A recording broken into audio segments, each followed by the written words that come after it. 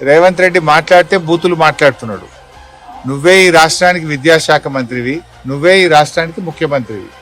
అనాథ పిల్లలు, ఈ అర్బన్ రెసిడెన్షియల్ స్కూల్ అంటే బ్రిడ్జ్ స్కూల్లో ఉండే పిల్లలు అనాథ పిల్లలు, ముఖ్యంగా తల్లి తండ్రి లేని పిల్లలు. ఈ అనాథ పిల్లలకు కడుపు నుండి అన్నం పెట్టే చేతనైతలేదా నీకు?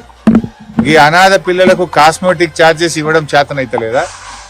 మాటలు పెద్ద పెద్దగా మాట్లాడతావు కదా.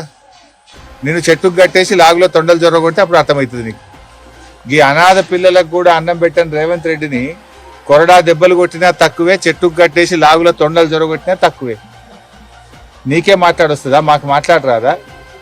నిన్న కేసీఆర్ గారు వచ్చి మన రాష్ట్రానికి నీళ్లలో అన్యాయం జరుగుతుందని, కేసీఆర్ గారు వచ్చి మహిళలకు మహాలక్ష్మి కింద 2,500 ఇస్తా అన్నావు, ఇంకా ఎందుకు ఇవ్వలేదని, బాండ్ పేపర్ మీద రాసిచ్చి అవ్వాతాతలకు డిసెంబర్లోనే 4,000 పెన్షన్ ఇస్తా అన్నావు. 2 ఏళ్ళు అయింది. ఆనాడు బీఆర్ఎస్ గెలిచిన మొదటి క్యాబినెట్లోనే పింఛన్ 2,000 చేస్తా అంటే బరాబర్ ఫస్ట్ క్యాబినెట్లో మొదటి నెలలోనే 2,000 ఇచ్చినాం. నువ్వు 2 ఏళ్ళు అయింది, 4,000 ఎప్పుడు ఇస్తావు అని కేసీఆర్ గారు అన్నారు. నువ్వు మాట్లాడిన బూతులేంది, నువ్వు మాట్లాడిన మాటలేంది? నువ్వేమో విద్యాశాఖ మంత్రి, నేను ఉద్ధరిస్తా, నాకు విద్య మీద ప్రేమ, పేదలంటే ప్రేమ అన్నావు. ఏం ప్రేమ నీది?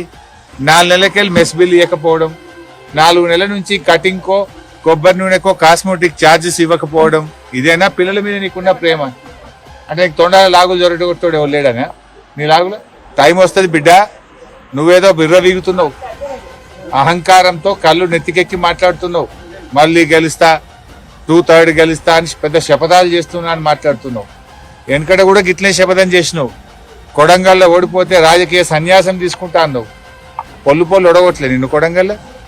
రాజకీయ సన్యాసం తీసుకున్నావా? మాట తప్పినవా? మాట తప్పినవు నువ్వు. మాట తప్పుడు నీకు అలవాటు, పార్టీలు మారుడు నీకు అలవాటు, పదవులు కొనుక్కోవడం నీకు అలవాటు, కమిషన్లు కొట్టుడు నీకు అలవాటు, చిల్లర మాటలు మాట్లాడు నీకు అలవాటు.